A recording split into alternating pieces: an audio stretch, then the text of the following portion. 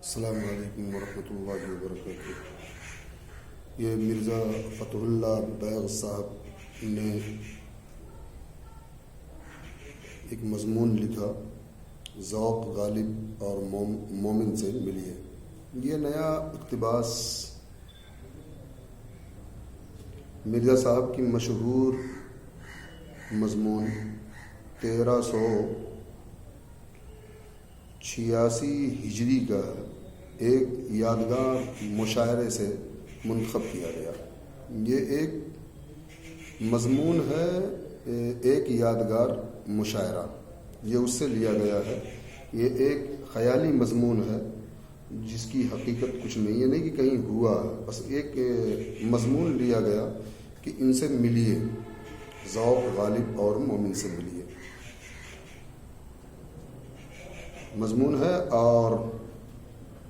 بقول مرزا صاحب مولانا محمد حسین آزاد کے رنگ میں لکھا گیا ہے، ان کے طرز میں، ان کے طور طریقے میں لکھا گیا ہے۔ اس فرضی مشاعرے کا حال مرزا صاحب نے کریم الدین بانی مشاعرہ کی زبانی اپنے مخصوص انداز میں قلم بند کیا۔ اس اقتباس میں نہ صرف اردو کی 3 ماہ ناز اساتذہ کا مختصر تعارف دلچسپ انداز میں ملے گا، بلکہ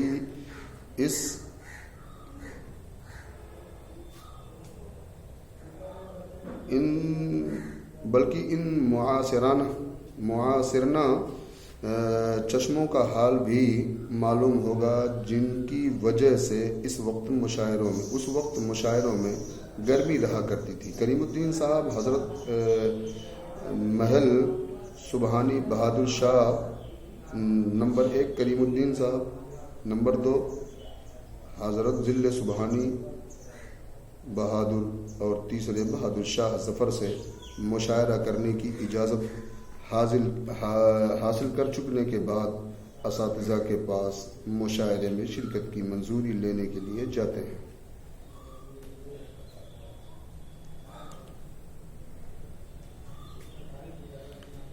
کریم الدین صاحب حضرت محل سبحانی اور بہادر شاہ ظفر سے مشاعرہ کرنے کی اجازت حاصل لے چکے، اور یہ خیالی مشاعرہ ہے، اور اس مشاعرے میں ذوق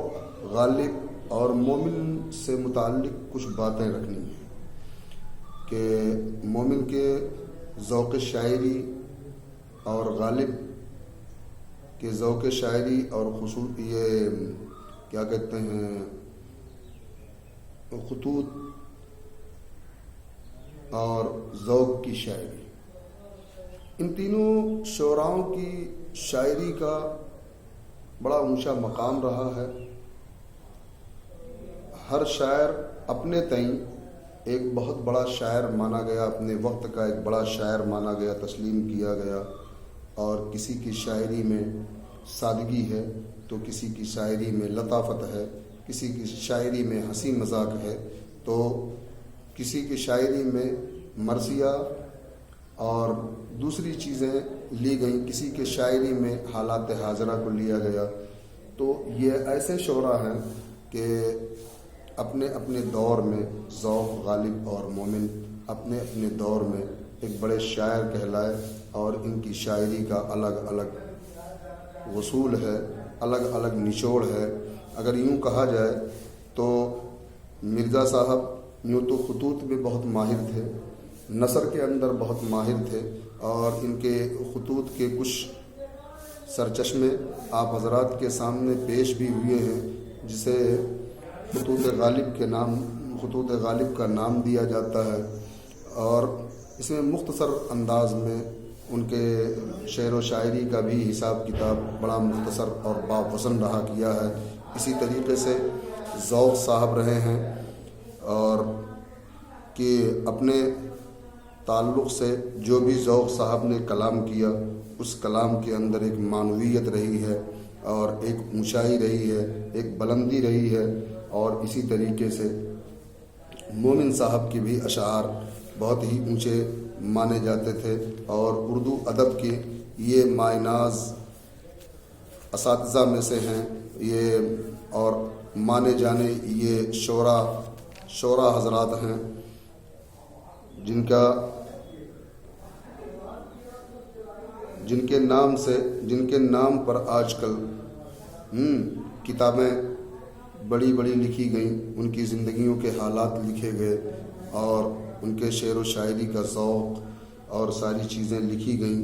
اس کتاب میں اگر آپ ڈھونڈیں گے، شمار کریں گے تو یہ بہت بڑے شعراء میں ان کا شمار ہوتا ہے۔ ہر آدمی اپنے دور کا ایک شاعر تسلیم کیا جاتا ہے۔ میں آپ حضرات کو بتلاتا چلوں کہ یہ سب 18ویں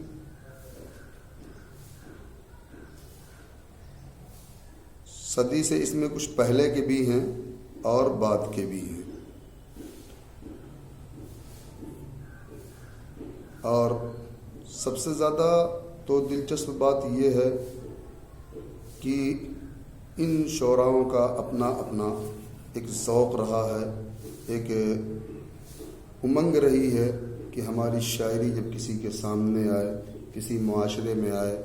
تو اس معاشرے کے بگاڑ کو واضح کرے اور معاشرے کے اندر سدھار، اس ہماری شاعری سے معاشرے کے اندر سدھار پیدا ہو، یہ ان کی کوشش رہی ہے۔ اسی لیے آج بھی اگر یوں کہا جائے کہ غالب اقبال، مومن، ذوق، اکبر الہ آبادی اور اس طریقے سے جو بھی بڑے بڑے شعراء ہیں سب اس دنیا سے تو چلے گئے، لیکن حقیقت یہ ہے کہ دنیا سے جانے کے بعد اپنے پیچھے ایک ایسی یادگار چھوڑ گئے کہ آج بھی علامہ اقبال، مرزا غالب اور ان تمام شعراؤں کو، ذوق، مومن،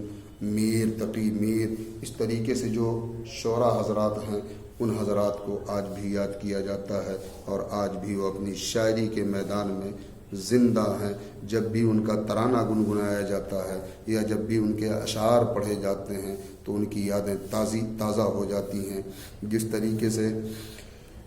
دوسرے کسی بھی میدان کا آدمی جب اس میدان کے اندر جاتا ہے، مثال کے طور پر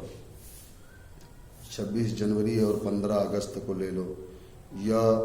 اور کوئی ایسے حالات کو لے لیا جائے، تو جو اس پر سب سے پہلے محنت کر چکا ہو، جس نے اپنی جانیں نچھاور کی ہو یا اپنی کسی طریقے کی قربانی پیش کی ہو، ایسے شخص کو پہلے یاد کیا جاتا ہے۔ اسی طریقے سے شاعر کی دنیا میں، شعر و شاعری کی دنیا میں غالب، مومن، میر اور ان تمام حضرات کو جو شعراء کی فہرست میں آتے ہیں، ذوق، ان تمام کو پہلے یاد کیا جائے گا۔ اگر انہیں یا اکبر الہ آبادی وغیرہ، اگر ان جگر مراد آبادی، یہ ایسے جو شعراء حضرات ہیں، جب تک انہیں یاد نہ کیا جائے، یہ آپ مان کر کے چلیے کہ شاعری کی دنیا بھی ادھوری رہ جائے گی، مشاعرے کی دنیا بھی ادھوری رہ جائے گی۔ یہ اس سبق سے کہ ذوق مرزا اور ذوق غالب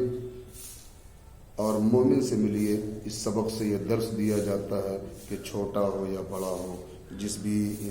اس کے اندر ہو، جس انسان کے اندر تھوڑا بھی ذوق پیدا ہو شعر و شاعری کرنے کا، تو اپنے شعر و شاعری کے اندر وہ لطافت لے کر کے آئے کہ جس سے زندگیاں سدھر سکیں، جس سے برائیاں ختم ہو سکیں، جس سے زندگی کے اندر ایک مٹھاس پیدا ہو، جس سے امیدیں ٹوٹی ہوئی ہوں تو دوبارہ اجاگر ہو جائیں، وہ ساری کی ساری چیزیں پیدا کرنے کی اپنے شعر و شاعری میں کوشش کرے، تاکہ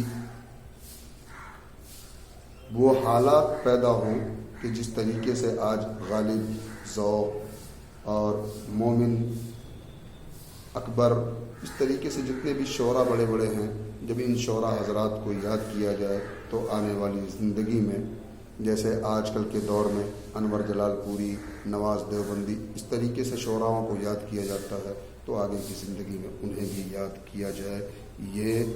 اس سبق سے ہمیں یہ سبق ملتا ہے کہ ہم اپنی زندگی کے اندر نکھار پیدا کریں اور اپنی شاعری، اگر ہم شعر و شاعری سے کچھ دلچسپی رکھتے ہیں تو اپنے شعر و شاعری میں حق گوئی